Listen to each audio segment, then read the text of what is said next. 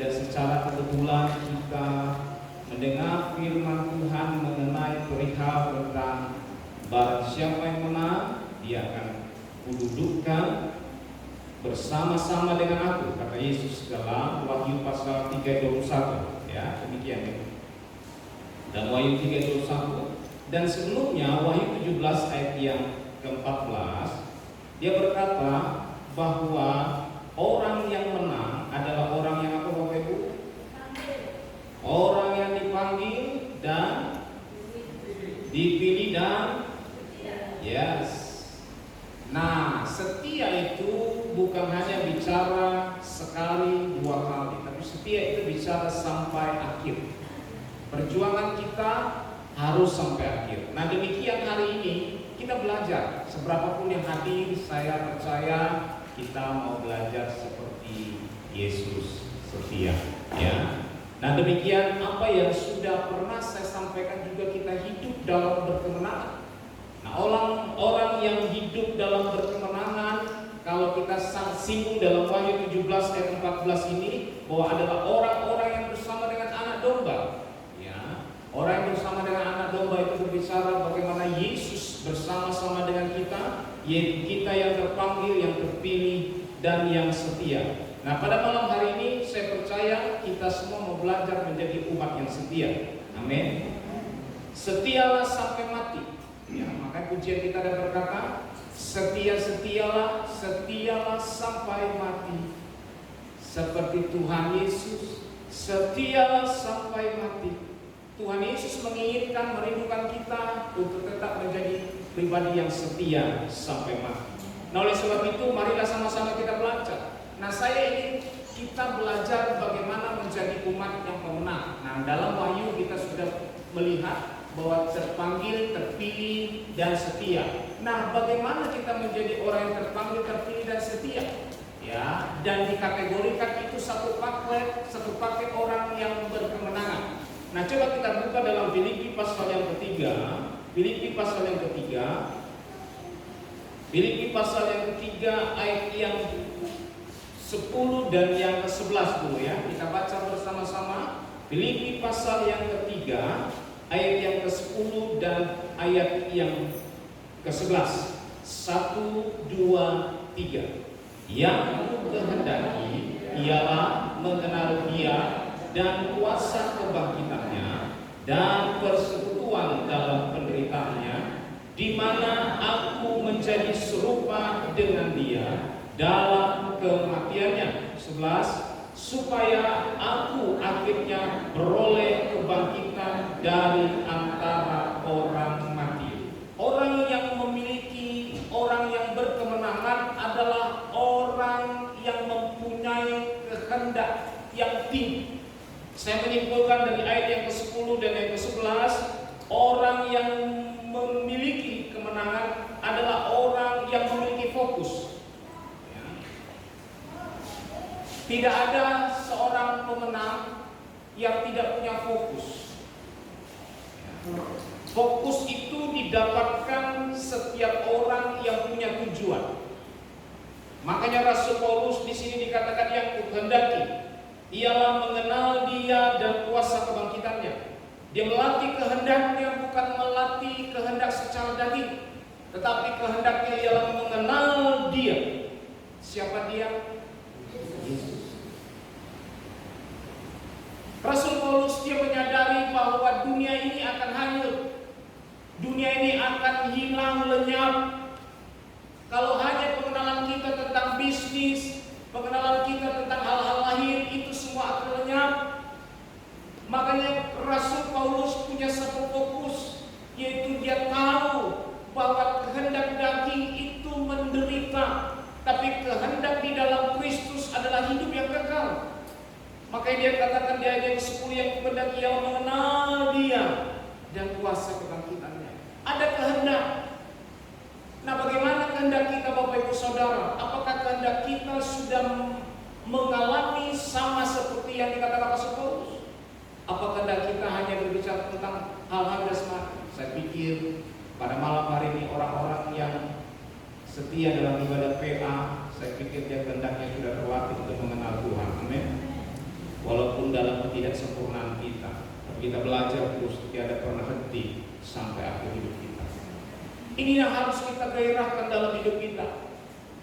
Langit dan bumi akan berlalu, tapi firman Allah kekal tetap untuk selama-lamanya. Bapak Ibu Saudara, kita harus celikkan mata rohani kita untuk bisa mengerti perjalanan hidup kita ini. Jangan sampai kita dinabobokan oleh situasi zaman yang semakin tidak terduga-duga. Tidak ada yang bisa menduga. Ya, sekarang ada isu virus baru, varian baru lagi masuk ke Indonesia. Ini hal-hal yang terus membuat kita takut. Kalau kita tidak mempersiapkan diri, mau kemana kita? Ya. Marilah kita melatih. Fokuslah kita kepada tujuan kita. Nah, saya berkata bahwa goal kita sebenarnya bukan hanya pelayanan. Amin. Goal kita bukan melayani. Goal kita bukan hanya bekerja, bisnis kita lancar. Goal kita bukan hanya sekedar rumah tangga kita damai. Tapi goal yang sesungguhnya yang kita harus kehendaki adalah di mana aku menjadi serupa dengan Yesus. Amin. Itu goal sesungguhnya kita. Dalam kita melayani, arahkan fokus kita kepada Kristus. Sehingga ketika kita melayani, kita tidak melayani dengan cara biasa. Kita tahu kepada siapa kita layani. Kalau misalnya kita melihat suasana PA seperti ini, kalau kita tidak menjaga stamina kita, kita bisa mundur pelan-pelan. Apalagi hujan kan. Ya. Hujan ini satu penghalang yang sangat tepat untuk kita berikan alasan kepada rekan-rekan. Hujan dingin, sakit kepala. Tetapi syukur kepada Tuhan, kita masih berusaha untuk mengenal Dia dalam setiap ibadah-ibadah yang ada, supaya aku akhirnya beroleh kebangkitan dari antara orang mati. Setelah memahami goalnya adalah serupa dengan Kristus, akibatnya dia mendapatkan kehidupan yang kekal, bangkit dari kematian. Itu berbicara tentang bagaimana mendapatkan kehidupan yang kekal. Tadi saya katakan orang yang menang memiliki fokus. Orang yang punya fokus itu dia memiliki kehendak yang tinggi. Kalau orang olahragawan atau orang yang mau ikut bertanding dalam kejuaraan, goalnya bukan hanya bermain olahraga. Ya. Kalau kita olahraga cari keringat mungkin lah ya, hanya sekedar main bulu tangkis, hanya sekedar main bola kaki, main bola voli. Tapi orang yang benar-benar ikut lomba, dia punya sasaran goalnya bukan hanya di permainan, ya. Goalnya itu sampai dia mendapatkan mahkota, sampai dia mendapatkan piala, medali, juara, itu yang dia rindukan. Sehingga kehendaknya apa? Berlatih dan berlatih. Tiada hari tanpa berlatih, sehingga dia bisa maksimal dalam perlombaan. Kita melihat orang-orang yang mendapatkan juara 1, juara 2, juara 3 dalam perlombaan itu, mereka tidak hanya sekedar, tapi mereka punya nilai kekuatan yang gigih untuk mendapatkan semuanya itu. Milikilah kehendak yang tinggi untuk mengenal Dia dalam kuasa kebangkitan. Kita sudah memperingati kemarin hari kenaikan Tuhan Yesus. Tuhan Yesus naik ke sorga, Dia ngapain Bapak Ibu? Menyediakan tempat. Kalau Dia sudah sediakan tempat, kita mau diajak bersama-sama ke sana. Amin. Tinggalkan, tanggalkan, sehingga kita tidak lagi terbebani dengan apa yang masih mengikuti. Kita adalah orang-orang merdeka yang dipersiapkan untuk menjadi pemenang-pemenang di dunia ini sampai mendapatkan kehidupan yang kekal. Orang yang memiliki fokus, yang pertama tadi ayat 10 dan 11, dia memiliki kehendak yang tinggi, yang kedua, ayat yang ke-12. Demikian puji firman Tuhan. Bukan seolah-olah aku telah memperoleh hal ini atau telah sempurna, melainkan aku mengejarnya. Kalau aku dapat juga menangkapnya, karena aku pun telah ditangkap oleh Kristus Yesus. Ciri orang yang memiliki fokus yang kedua adalah dia tidak cepat merasa puas. Apa kata Rasul Paulus? Bukan seolah-olah aku telah memperoleh hal ini atau telah sempurna, melainkan apa? Aku mengejarnya. Rasul Paulus dia tidak cepat merasa puas, tetapi dia belajar konsisten, dia belajar setia untuk terus mengerjakan apa yang mendatangkan keselamatan.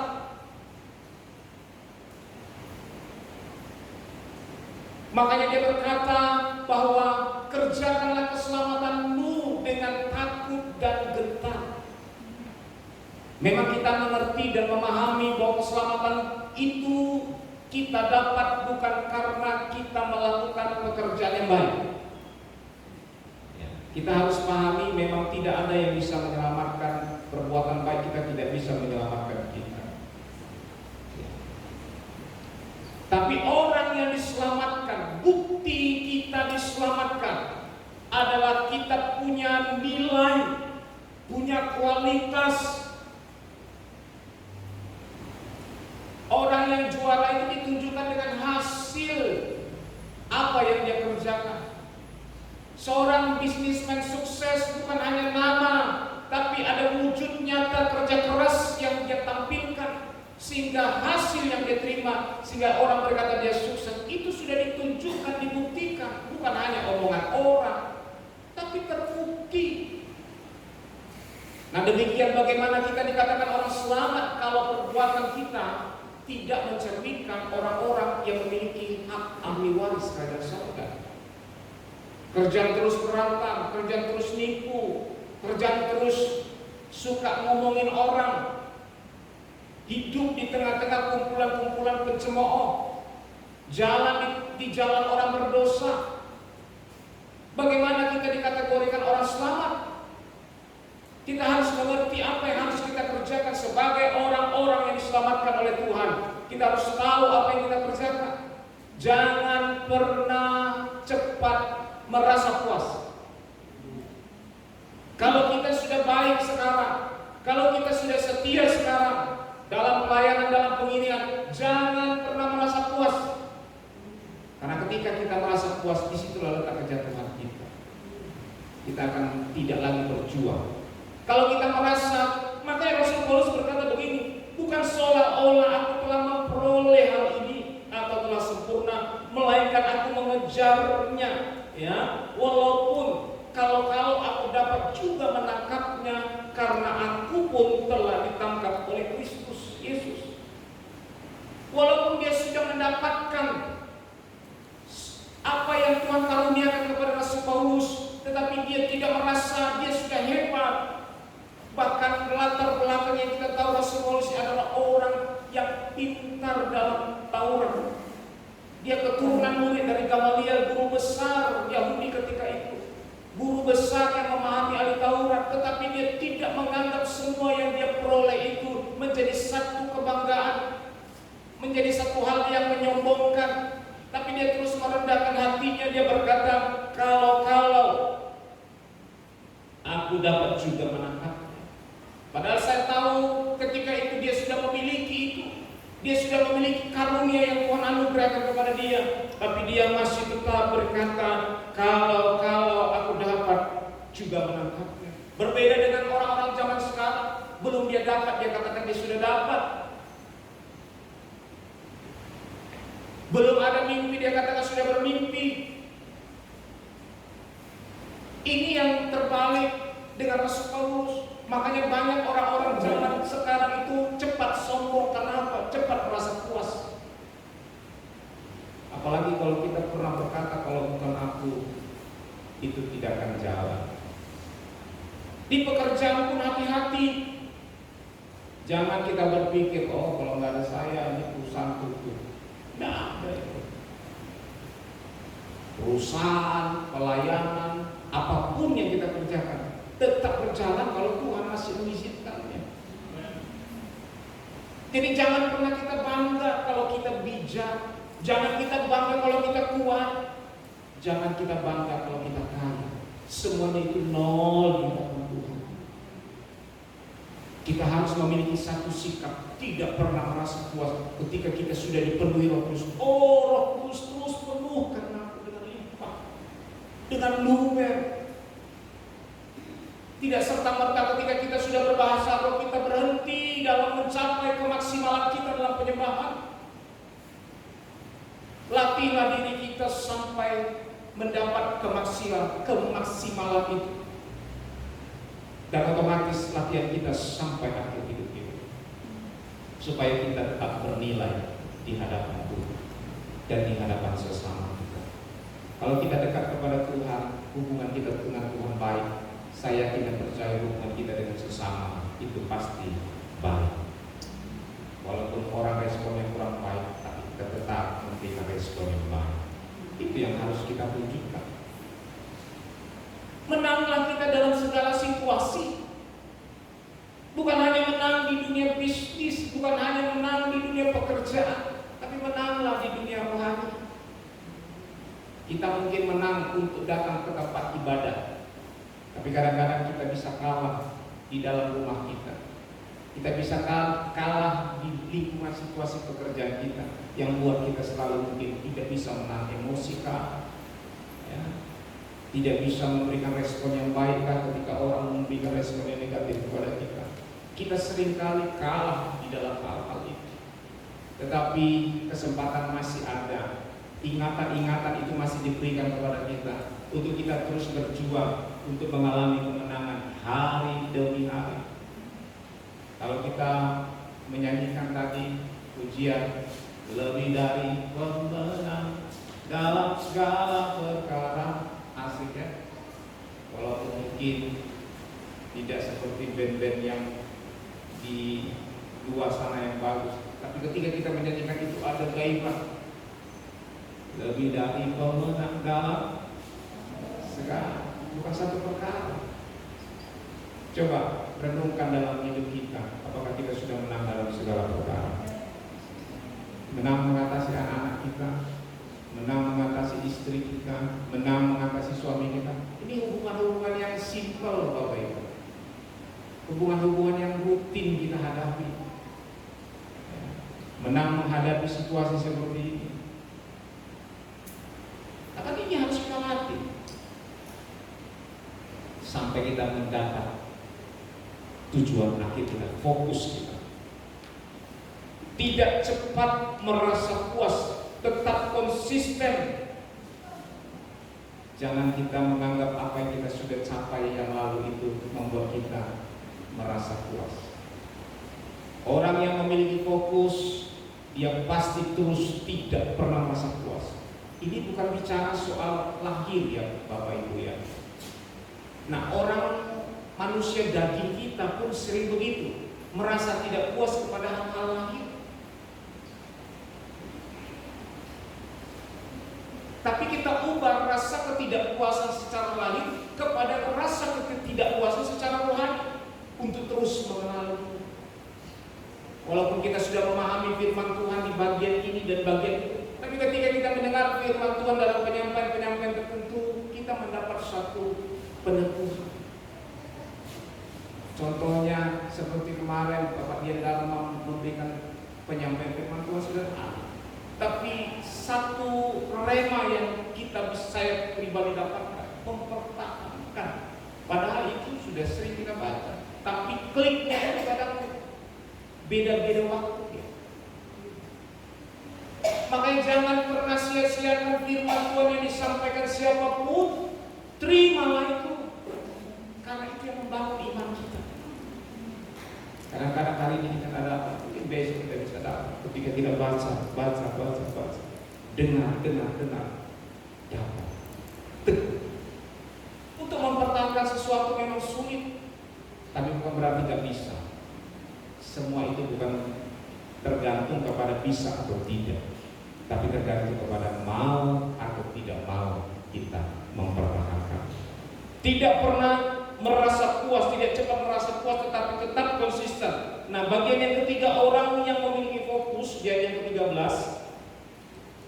Saudara-saudara, aku sendiri tidak menganggap bahwa aku telah menangkapnya, tetapi ini yang kau lakukan, aku melupakan apa yang telah di belakangku dan mengejarkanlah kepada apa yang di hadapanku. Nah, Bapak Ibu, kadang-kadang masa lalu ini sebagai satu momok bagi sebagian orang. Sadar atau tidak sadar, kita semua memiliki masa lalu. Betul? Kita hidup di 3 masa. Yang pertama masa lalu, yang kedua masa sekarang, dan yang ketiga masa akan yang datang. Kita sekarang ada di masa sekarang. Sehebat apapun kita, Bapak Ibu, kita tidak bisa mengembalikan waktu jam 7 malam tadi. Mau sampai nangis darah pun kita tidak bisa kembalikan jam 7 tadi. Apa yang sudah kita lakukan dalam jam 7 tadi dalam menyembah dan memuji Tuhan, kalau tidak maksimal kita tidak bisa lagi mengembalikan semuanya itu.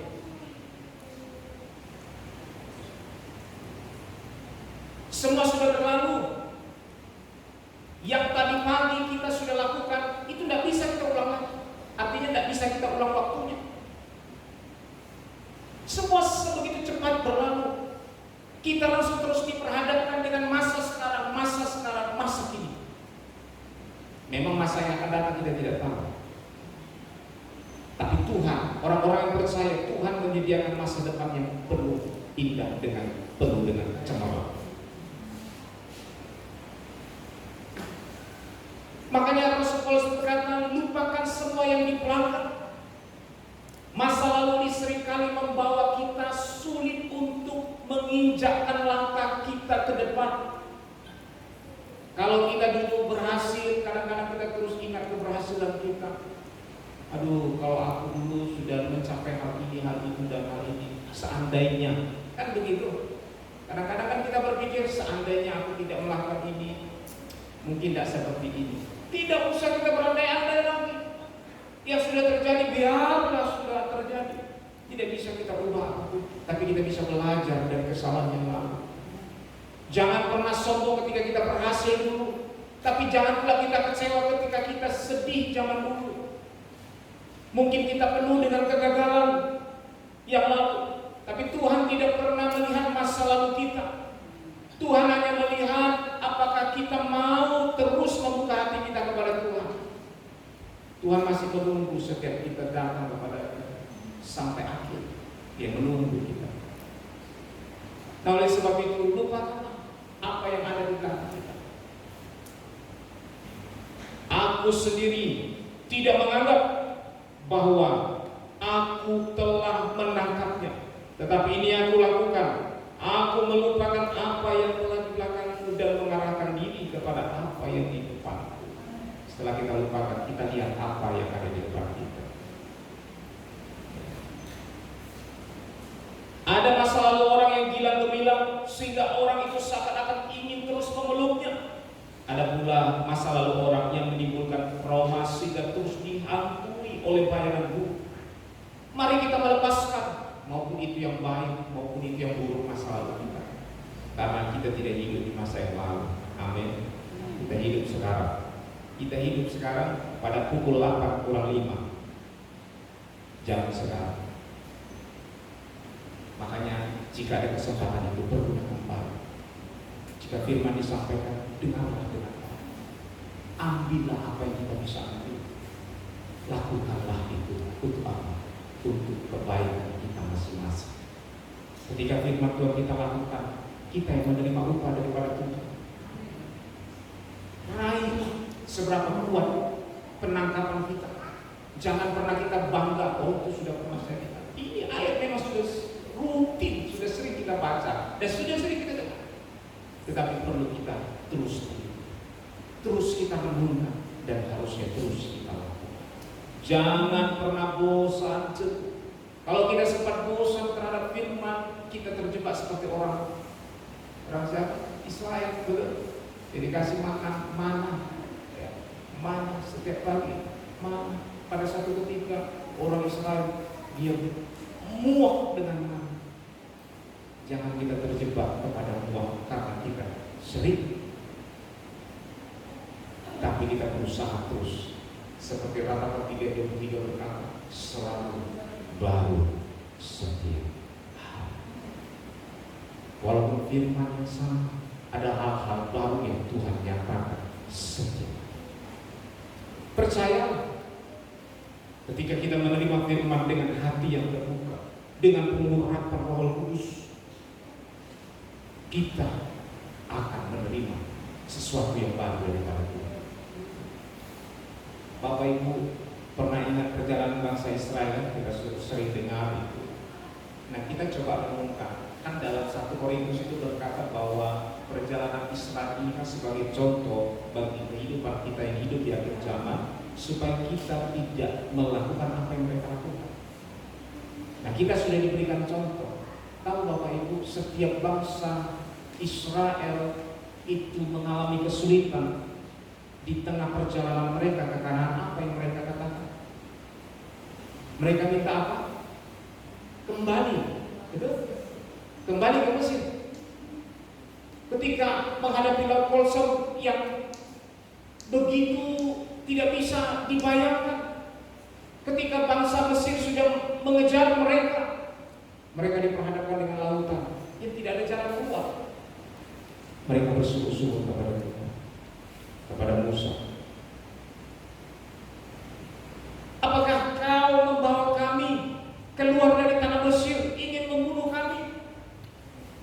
Selalu mengingat apa yang di belakang. Padahal dulu waktu dia di Mesir, apa yang dilakukannya? Kerja paksa, kerja rodi. Tapi ketika dibebaskan menghadapi pergumulan sedikit, kita bersungguh-sungguh, bangsa Israel bersungguh-sungguh. Nah, gambaran bangsa Israel ini kan gambaran kita juga, betul? Pernah nggak kita bersungguh-sungguh ketika kita menghadapi masalah? Jujurlah, pernah.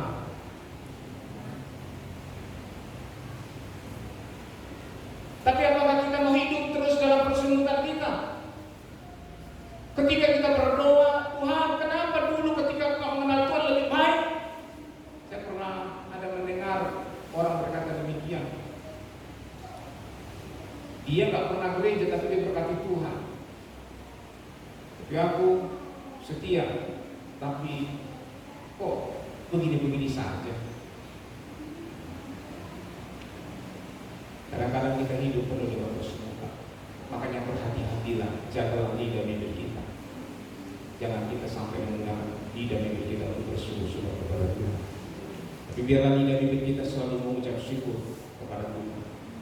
Kayak ada pujian berkata, ku mau selalu bersyukur, selalu bersyukur, Kau Tuhan yang setia, yang selalu menopang. Ku mau selalu bersyukur, selalu bersyukur, Kau Bapakku yang setia. Tuhan mengajarkan kita untuk hidup selalu mengucap syukur. Dalam keadaan apapun kita, Tuhan tahu sebenarnya apa pergumulan kita. Tapi ucapkan syukur dalam lidah bibir kita. Ucapkan mazmur penyembahan kepada Tuhan, sehingga kita berkata-kata positif, berkata-kata firman, maka atmosfer kita, atmosfer perenungan firman. Apa yang kita katakan sering itu akan membangun pikiran kita, Bapak. Ketika bangun pagi, katakanlah, aku adalah orang yang berhasil. Katakan setiap hari, aku adalah orang berhasil. Renungkan, pikirkan, engkau punya rumah yang cukup, punya kendaraan yang cukup, punya deposito yang cukup. Setiap kali renungkan, Tuhan baik, berkatnya terus melimpah setiap hari. Walaupun ketika buka mata kita masih melihat rumah kita masih kokoh, tapi ketika kita tutup mata kita bisa berimajinasikan bahwa ada rumah yang Tuhan sediakan yang terbaik bagi keluarga kita. Setiap hari ketika bangun pagi, terima kasih Tuhan menyediakan berkat yang baru bagiku. Aku bekerja dengan iman, aku Aku melakukan dengan iman dalam nama Yesus. Perkataan, semakin kita perkatakan, semakin terbangun atmosfer itu. Jangan ketika kita sudah berdoa kita lihat, benar nggak ya? Masa iya? Kadang-kadang kita sendiri yang menggagalkan rencana Tuhan. Kita yang menggagalkan, artinya kita membatasi pekerjaan Tuhan. Jangan pernah kembali, lupakanlah masa lalu. Makanya dalam 2 Korintus 5 ayat yang ke-17 berkata apa? Tuh. Siapa yang ada dalam Kristus? Apa katanya? Dia adalah ciptaan baru. Yang lama sudah berlalu, sesungguhnya yang baru Tuhan sudah sediakan bagi ciptaan-ciptaan baru, manusia baru kita. Jangan mau hidup di masa lalu lagi. Lupakanlah. Jangan membebani kita. Kesalahan orang di masa lalu lupakanlah. Ingatlah kebaikan Tuhan yang menjanjikan kepada kita semua masa depan yang indah. Ingatlah di depan ada jalan keluar. Ketika kita melihat gunung, kayaknya seperti pernah saya buat ilustrasi di dalam sebuah opening kalau nggak salah ya. Ketika kartun ini kurus, ada gunung tinggi, ya, ada gunung tinggi, dia dorong gunung itu. Ketika dia dorong gunung itu, apakah gunung itu bergeser? Bergeser nggak gunung itu didorong sama orang yang kurus? Tapi lambat laun dia dorong terus gunung itu, dia dorong terus gunung itu. Apa yang terjadi, Bapak Ibu? Apakah gunung itu langsung seperti firman Tuhan berkata, dipindahkan terbang? Pernah ada lihat itu tayangan itu? Ingat? Ketika dia dorong, apa yang terjadi? Badannya semakin berotot, kekuatannya semakin bertambah, Bapak Ibu. Amin. Kadang-kadang masalah itu Tuhan izinkan selalu ada, Bapak, untuk melatih kita semakin kuat. Mungkin masalah itu tidak dilakukan dari kita. Makanya kan bagaikan firman Tuhan berkata, Rasul Paulus berkata, bagaikan duri dalam daging. Untuk melatih apa? Melatih kepekaannya kepada Tuhan. Maka ketika itu dia berkata, di dalam kelemahanku kuasa Tuhan semakin nyata. Kadang-kadang ketika kita lemah, Tuhan bekerja di situ. Kadang-kadang ketika kita kuat, kita lupa dengan Tuhan. Jadi enjoy. Damai itu jangan sempat hilang ketika ada gunung. Kita enjoy. Kita semampu kita kerjakan. Di luar kemampuan kita ada tangan Tuhan yang tidak terbatas, yang tidak nampak. Dia jauh mengerjakan. Bukan untuk meluputkan kita dari masalah, tapi untuk membangun kekuatan kita. Mengertilah, maksud Tuhan itu adalah indah. Makanya ketika kita bernyanyi berkata, indah rencanamu Tuhan di dalam hidupku. Wah, kalau kita bernyanyi seperti itu enak sekali. Tapi ketika mendapat masalah, ini kok sudah bertahun-tahun masalah tak kunjung datang. Tapi dia tidak sadar masalah itu membangun dia semakin kuat, semakin kuat. Tidak ada yang tidak mungkin bagi Tuhan. Firman Tuhan berkata, iman sebiji sesawi saja, sebesar biji sesawi, bisa memindahkan gunung. Tapi ini kenapa tidak pindah-pindah? Tapi Tuhan punya maksud lain. Jalan keluar dari Tuhan jangan seperti apa yang kita pikirkan. Jangan seperti, jalan tol seperti jalan tol. Ya. Makanya 1 Korintus 10:13 itu berkata, Tuhan berjanji akan memberikan apa? Jalan keluar. Tapi jalan keluar itu bukan seperti pikiran kita. Ketika kita punya gaji 1,5 juta, ketika kita kebutuhannya kayaknya 2,5 juta, lebih besar masa daripada dia. Tetapi kita berpikir, Tuhan akan naikkan gaji kita. Mungkin bukan dari perusahaan itu Tuhan mau naikkan gaji kita, tapi ada mungkin orang-orang yang bermurah hati bagi kita, yang bisa memberkati kita. Siapa sangka ada seorang nanti yang bisa membangunkan rumah kita. Kalau kita berjalan dengan iman bersama dengan Tuhan, maka Allah turut bekerja mendatangkan kebaikan. Tapi jangan lupa kita harus bekerja. Bekerja yang dimaksud bukan hanya mencangkul bercerita lagi, tapi bekerjalah di dalam iman. Percaya ketika kita mengerjakan apa yang kita tahu, Tuhan yang akan membalaskan apa yang kita tahu. Maka dalam pekerjaan kita baik sama perusahaan, tunduk dan taat kepada bos kita. Kita ingat kita tabur yang taat, maka kita akan tuai ketaatan. Taburlah yang baik di mana kita bisa menabur. Taburlah kesetiaan, maka kita akan memperoleh daripada Tuhan. Lupakan semua apa yang di belakang. Maka firman Tuhan berkata bahwa apa yang ada di depan, kita ciptaan baru, yang lama sudah berlalu, sesungguhnya yang baru sudah datang. Imani terus yang baru setiap hari yang baru. Kalau kita pakai baju baru senang, tapi hati yang baru Tuhan mau ada pada kita. Kayak Roh Kudus membangun kita, membuat hati kita menjadi hati yang baru setiap hari. Ada sukacita. Saya bersukacita walaupun melihat bangku ada yang kosong sedikit. Tapi saya bersukacita. Karena apa? Karena saya paham. Jadi ketika hujan, saya susun kursi, saya berdoa memang. Dalam hatiku berkata begini, saya mau lihat, saya susun satu banyak-banyak sih ke belakang.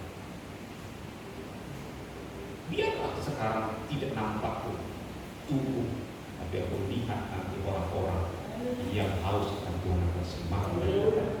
Sekarang memang kita tidak lihat, sama-sama kita lihat tidak ada. Tapi saya beriman suatu saat saya susun 82 bangku ini, 76, 48, 84. Tapi sedikit yang kosong, banyak yang saya percaya ketika nanti sudah pelaporan sudah bagus ya, sudah ada pembaharuan, saya yakin jemaat-jemaat itu harus semakin bergairah. Aku rindu terus ada di gereja. Makanya dia berkata, Thomas pun berkata, tertanam di baik Tuhan. Thomas yang dulu itu sangat luar biasa. Orang yang tertanam di baik Tuhan akan bertunas dan akan menjadi masa tuanya pun menjadi apa kata Tuhan? Semakin gemuk segar. Ini orang tua yang tertanam di baik Tuhan. Amin. Saya bersyukur Om Dian Dharma ini dia masih terus menanamkan dirinya di baik. Masa tuanya lihat saja, dia kuat walaupun sendiri, walaupun banyak problema masalah kita tahu, tapi tetap tegar di dalam Tuhan. Kekuatan siapa? Kekuatan Tuhan. Kalau kita kadang-kadang lemahnya kita menghadapi sedikit masalah, aduh Tuhan, angkatlah aku. Gitu. Apalagi kalau sudah usia-usia lanjut kan biasa doanya begitu. Tak tahan aku melihat pencobaan ini, angkatlah aku Tuhan. Kadang-kadang ini bukti ketidakmampuan kita sebagai manusia. Saya percaya jalan keluar yang Tuhan sediakan itu adalah jalan keluar yang terindah. Tak berkesudahan kasih setia Tuhan, tak habis-habisnya rahmatnya selalu baru tiap pagi. Besar kesetiaan itu kata Rata-Rata 3 itu 3-24. Nah bagian yang terakhir adalah bagian yang keempat. Kita baca ayat 14, 15 dan 16 dari Filipi 3 tadi. Dan berlari kepada tujuan untuk memperoleh hadiah, yaitu panggilan surgawi dari Allah dalam Kristus Yesus. Karena itu marilah kita yang sempurna berpikir demikian, dan jikalau lain pikiranmu tentang salah satu hal itu akan dinyatakan Allah juga kepadamu. Ya. Tetapi baiklah tingkat pengertian yang telah kita capai, kita lanjutkan menurut jalan yang telah kita tempuh. Tetapi baiklah tingkat pengertian yang telah kita capai, Bapak Ibu, kita lanjutkan menurut jalan yang kita tempuh. Itu artinya orang yang punya fokus, dia memiliki nilai juang yang tinggi. Dia mau terus berjuang dalam hidupnya. Dia berkata, dan berlari-lari kepada tujuan. Kenapa dia bisa berlari kepada tujuan dan fokus kepada apa yang di depannya? Karena dia sudah melupakan apa yang ada di belakangnya. Apa yang ada di depannya Bapak Ibu, ayat yang 14 berkata, yaitu panggilan surgawi dari Allah dalam Kristus Yesus. Hargailah